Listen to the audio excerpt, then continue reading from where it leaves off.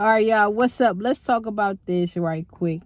How to make a comeback. How do you make a comeback in life? How do you hit rock bottom and come back to the top? How do you accept the fact that you've been humbled in life, like you are not in the same place financially, materialistically, or in your professional, in your career that you used to be in? How do you make a successful comeback? Well, a comeback begins up here. You got to accept your current place in life. Where are you in life? Are you at this place because of something you did, or because of something someone else did, or because of something that God decided to do without telling you, because he is sovereign? Anytime your steps get reordered suddenly by God, it is important for you to seek his face as to why he's doing it.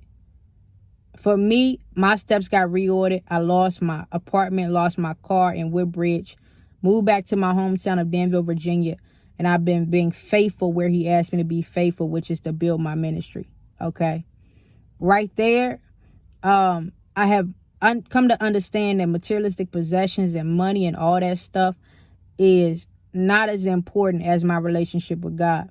It took me a while to get that lesson in life because I had my own journey in life, and it's just not one lesson I had learned through my life experiences.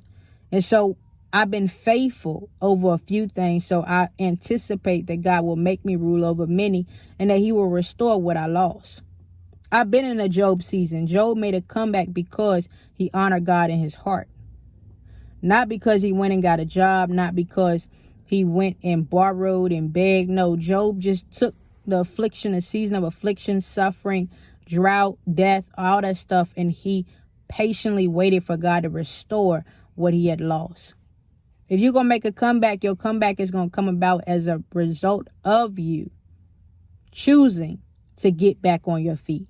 You cannot make a comeback pouting, crying, just having a pity party. That's not how you make a comeback.